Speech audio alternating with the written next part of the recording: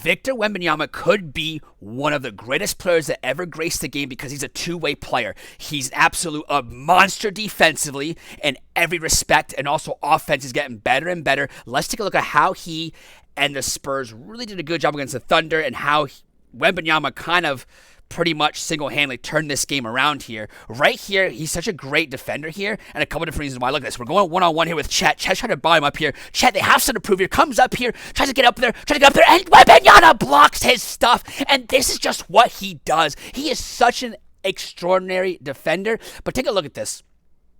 Right here, they're going to down the ball screen, right? Ball screen happen here. Down the ball screen is when the big comes up, sets ball screen. Offense hit the ball screen here. I'm just going to drop coverage down the ball screen, whatever you want to call it. It's both different thing. Drop and down. They're down the ball screen. Look, he's going to clog up the paint.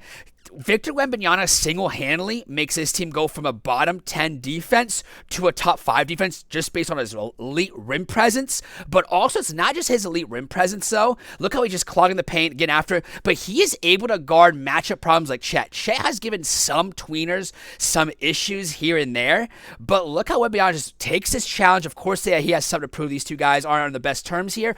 But this is just what Victor does. Not only is his off-ball defense elite, but his on-ball defense has been great from day one. It's only get better because of his instincts, because now he has more upper body strength, has a time, he's playing in the league, and he's getting better and better. And look at this. Chet just kind of tries to man up for it one-on-one here, and he says, give me that right there. And very good block there. And, of course, that's just what he does. He clogs the paint, and it just makes it a difference maker for him. Again, let's take a look at this right here. Right here, it'd be a double screen right here. We're going to come off it. Shea, going to come over it a little bit, come after it a little bit. But take a look at this. He's in gap presence because of his length, comes over here and stays low, doesn't ball fake, and just that presence alone, I know it's very small, it seems weird right here, down ball screen, come up here, and that is an okay shot for Shea, but just take a look at this. We're down the ball screen, which you guys, I know people in NBA Reddit always say, oh, why are you down ball screen, why are you down ball screen? It is the best coverage in the NBA, point blank. Don't be a dipshit. It is the best coverage if you can do it correctly. Obviously, you adjust if teams can shoot the three, but down the ball screen is a reason why NBA coaches have down the ball screen for years. And it's because it is the correct way to down ball screens, not only in my opinion, but I feel like NBA coaches agree with me too. So let's get that out the way. Down the ball screen is correct, and takes a tough shot there to get after it. And these two defensive plays are huge because it's like, okay, well, it just shows you what he does perimeter and post-wise, and it brings a calmness about him. Let's take a look at some offensive clips from the Spurs here. And since Monk's been back, they are playing faster. They have to, because remember, Spurs are not a great three-point shooting team, so they have to play a little bit faster, a little bit different. And look, Wembanyama right here gets an offensive rebound. Absolutely great. And let's take a look over here now. We have it over here. We're playing up here, getting into a set here. But notice how this play, I think he tries to post up here. Guys, he worked with KG the offseason, worked with a couple guys here. But take a look at this. He has been posting up a lot more this season than years prior. And that's just huge. That's been absolutely huge for teams here. We get over here and look how many eyes are on him. Look how many red jerseys are on him. And the Thunder are a great defensive team, guys. Whether you like it or not, they help recover. They do a lot of things well. 2 plays at once. They do the impossible defensively. Take a look. He's got maybe 3 or 4 jerseys on him. If you don't want to say 4, you don't want to say 3, he has 2 jerseys. But look at this. And even though he shoots this shot, he's not balanced. One thing I want to tell you guys that he is now not just selling for threes. He can shoot the 3 a little bit. Even though we want to see him post up more. But look at this. He just really demanding the ball in the post, and he's doing a better job just being a post presence. It's just great to see, great to watch. And right here, we take a look at it, and look at this. The Spurs are a great three-point shooting team. We talked about it. And the reason I wanted to say this is because a lot of teams just sit at home, have their big, like Hartenstein. If they didn't have, obviously Cornette's a great three-point shooter as well, but usually they have opposite bigs in the paint, slag off. But when you have Wembanyama at 5 who can do this, and again, he's getting better from 3. He's not a great three-point shooter, not a very, very good three-point shooter, but he's capable. But look where Hartenstein's at. You have Hartenstein out heels to 3, out in three-point land, which creates so much spacing for the drivers, for the slashers, for the Spurs. And when you can do this, your center can do this, which other centers can do as well, it just makes shit tough to defend. So he's just doing a great job at just forcing them to do different things here. We have a lob right here, come off it, gets it, and tries to get after it. That's not really a great play, but one thing I want to show is this.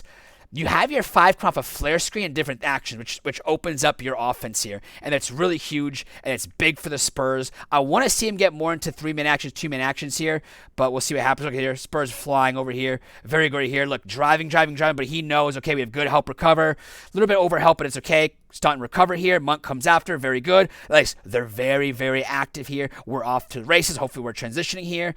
And look, Wembanyama, look what he does. He's posting up, guys. Look at this. He's posting up, and it's something. He's not going for a 3-point line like last year. He's now in the post presence, and we saw him rush it last time. Let's see what he does this time. Comes up here, shoots his elevated jump shot over Chet. A bit more balanced, a bit more patient. But again, it's just what he's doing this year, which is great.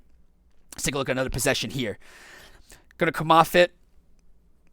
Almost like a ball screen action right here. Come off. I thought they set a back screen for Caruso, but they don't do that. So it comes over here looking for a lob here. Again, they want to punish it because Caruso's there. What they could have done is a Spanish pick-and-roll type action where when this is a high-low action, they could just set a back screen on Caruso if he's hedging, he's being aggressive on here, and force that lob that way. They didn't choose to do it this play, but that's something they could have done as well. And again, just another lob. We've seen probably 2 lobs here this game. Very good action, and we see what he's doing for this team. Again, let's take a look over here. Close game, better when Wembanyama came in here.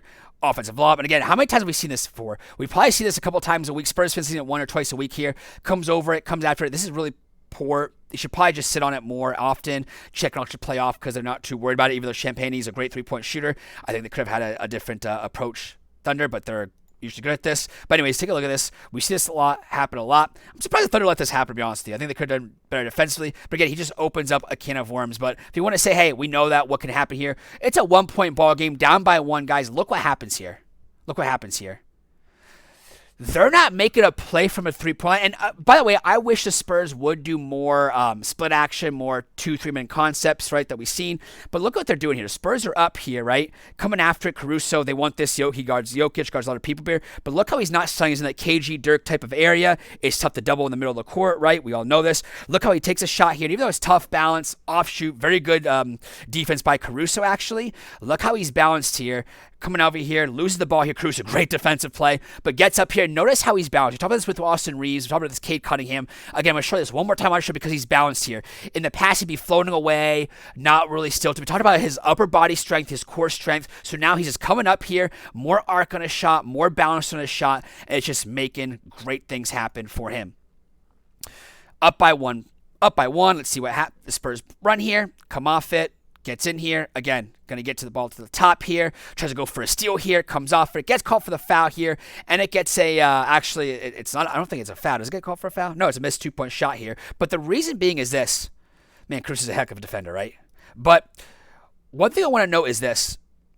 Coming over here, ripping it through strong. He's got to finish this, make this play for a lob, whatever. But he's being aggressive. But notice how he's making catches from the mid-range area. I like how him and the Spurs did a great job saying, hey, you're not going to set up from 3 from the wing. It's going to be top of the key. And even though he's rusty because his first game back in, I think, 3 weeks, again, look where he's catching the ball. Very good spot. I do want to see more split away actions, screen away actions, more movement off the ball here. And Caruso is a heck of a ball defender, guys. We know this. Very good stunt recovery. Comes over here, passes it over here. Up by 4. Ball screen happens right here for the rescreen action. Gets it. Run 2. Tries to elevate there. Gets caught. Doesn't quite make it. It's a missed shot. But again, look at how they're using him, guys. They're using him in a very good way. And it's really huge how he's just absolutely making it. So not only is he a presence, like we talked about in the paint, but he's a perimeter presence that's been absolutely getting more and more confidence, more strength. He's getting more timing. So guys, if you guys like what we see, please like and subscribe. As always, keep your sights on basketball vision.